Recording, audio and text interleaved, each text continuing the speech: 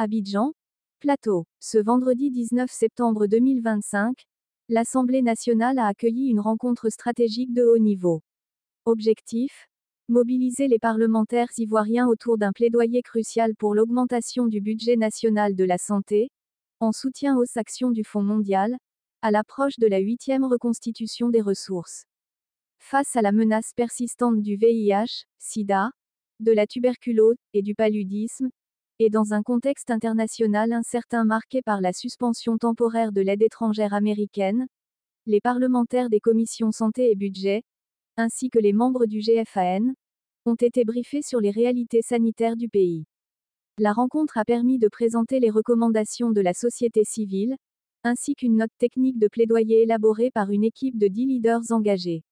Ensemble, ils ont exploré des pistes concrètes pour mobiliser davantage de ressources nationales et garantir la pérennité des programmes de lutte contre les pandémies.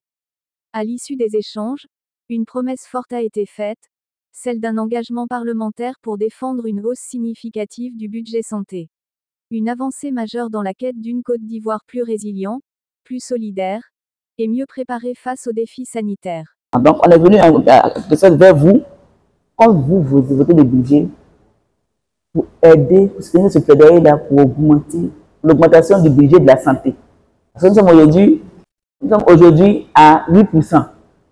Donc on va vous montrer la présentation, vous allez voir, si on arrive peut-être à 15% du budget de la santé, comme on avait dit à Abuja, dans certains pays où on est parti, ils font à 31% le Kenya.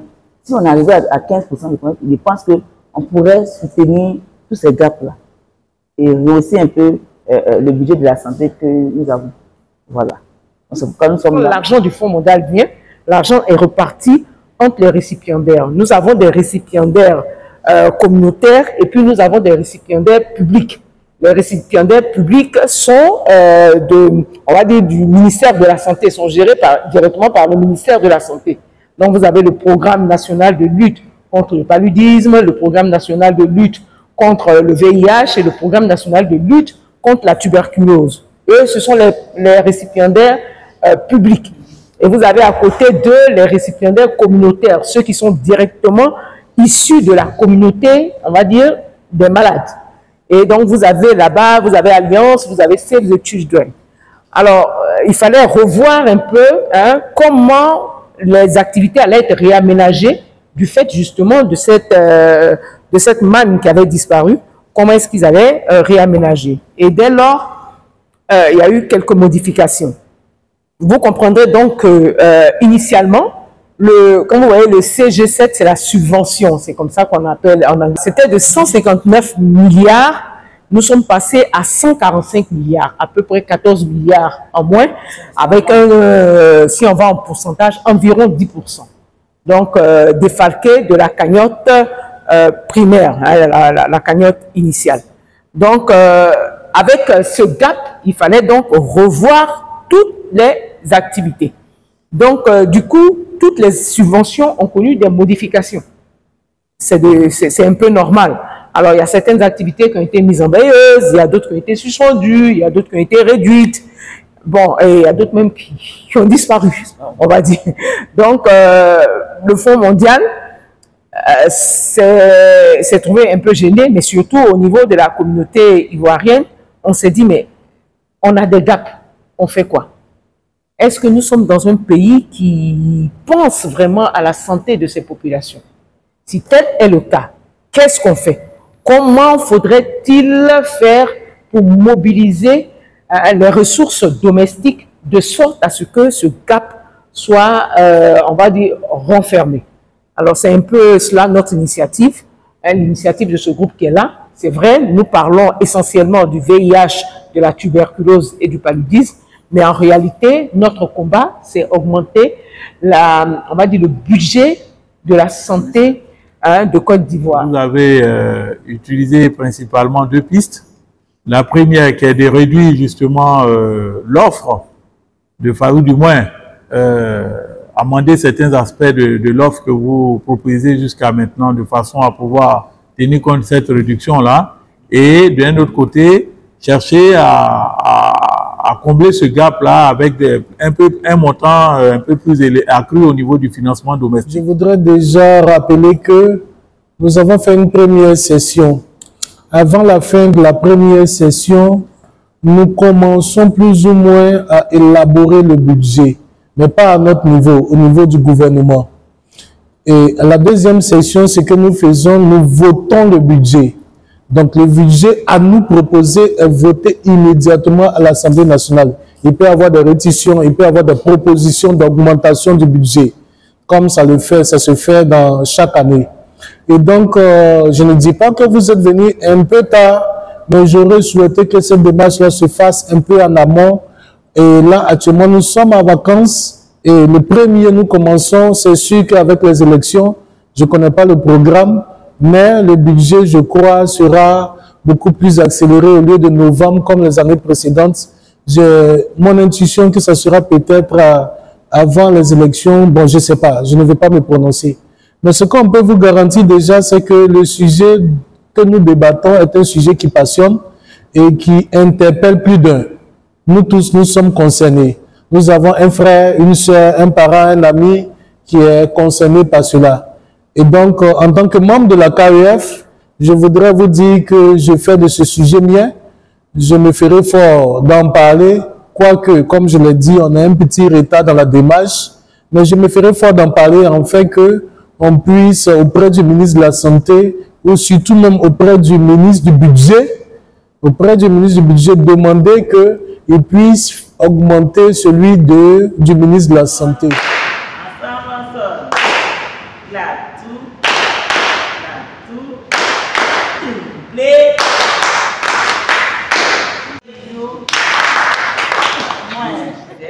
Point focal, Jeffan Côte d'Ivoire. Je suis aussi la vice-présidente de la plateforme des réseaux effectifs de lutte contre le sida et les autres pandémies en Côte d'Ivoire. Dans nos activités de Jeffan, nous avons il y a une activité pour rencontrer les parlementaires aujourd'hui. Aujourd'hui, nous sommes venus rencontrer ces parlementaires. La commission économique et financière de l'Assemblée nationale fait le plaidoyer, que nous soutenons dans le plaidoyer pour l'augmentation du budget alloué à la santé. Depuis Abuja 2001, les chefs d'État ont pris l'engagement d'aller à 15%. Mais jusque-là, il y a encore des pays qui traînent, comme la Côte d'Ivoire aujourd'hui. Nous sommes à 8%, c'est vrai qu'on avance un peu à 8%, mais nous pensons que depuis plus de 15 ans, ça dure. Nous sommes venus voir les députés pour nous soutenir enfin qu'on arrive à 15%, pour pouvoir vraiment combler le gap. Parce qu'on se rend compte qu'aujourd'hui, avec le gel américain, la restriction au niveau du Fonds mondial, les pandémies sont touchées, ces 3 pandémies sont touchées, ces pandémies-là, qui font vraiment beaucoup de dégâts au niveau de la population. Le VIH, le paludisme et la tuberculose. Donc il faut vraiment combler ce gap-là d'abord, légèrement, et puis augmenter aussi le budget qui va permettre de toucher toutes ces autres pandémies pour que la population se porte bien. Quand nous sommes venus voir nos députés pour signifier ça et faire le plaidoyer. Honorable Samuel Daplès, député de la Nation et membre de la KEF, nous avons eu des échanges fructueux et nous nous engageons en tant que membres de la commission qui vote le budget à aller dans le même sens de ce plaidoyer-là auprès du ministre du Budget et surtout plaider auprès de lui afin que celui du ministre de la Santé soit revu à la hausse. Effectivement, la problématique de la santé est une affaire de tous. Nous sommes nous-mêmes députés concernés, le président de la République est concerné, nous sommes tous concernés, nos familles, nos frères, nos amis, nos connaissances. Et c'est à juste titre que nous puissions faire l'effort pour que ces conventions qui ont été ratifiées depuis Abuja soient prises en compte et exécutées ici en Côte d'Ivoire. Et donc, comme je l'ai dit, pour ne pas faire de redites, nous nous ferons fort de pouvoir plaider auprès du gouvernement de Côte d'Ivoire afin que ces conventions qui ont été ratifiées à Abuja puissent être prises en compte aussi en Côte d'Ivoire. Nous avons reçu cet après-midi la plateforme de la société civile de Côte d'Ivoire qui est venue nous présenter ses activités d'une façon générale et particulièrement son programme d'activité pour l'année 2026.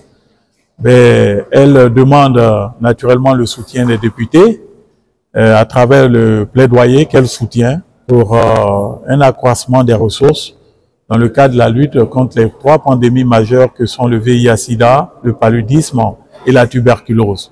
Mais d'une façon générale, elle mène le plaidoyer pour une augmentation du budget de la santé dans notre pays. Aujourd'hui, nous sommes à un taux de 8% et ils nous ont rappelé en réalité que nous devons être à 15% au regard des engagements qui ont été pris à Abuja en 2001 à l'occasion du sommet de l'Union africaine et de la convention des chefs d'État sur le financement en fait domestique des 3 pandémies que sont le VIH-Sida, comme je l'ai dit, la tuberculose, le paludisme et d'une manière générale la santé. Nous avons été très heureux de tout ce que des échanges, de tout ce que nous avons pu partager avec la plateforme, et au moment où nous nous séparons, nous allons pouvoir les rassurer sur la disponibilité de l'Assemblée nationale présidée par son Excellence Adam Ambiktogo, et d'une façon générale tous les députés à œuvrer de façon à ce que justement ce plaidoyer soit entendu par l'exécutif et que nous puissions atteindre les 15% souhaités pour une meilleure santé, une meilleure prise en charge des besoins de santé des populations ivoiriennes.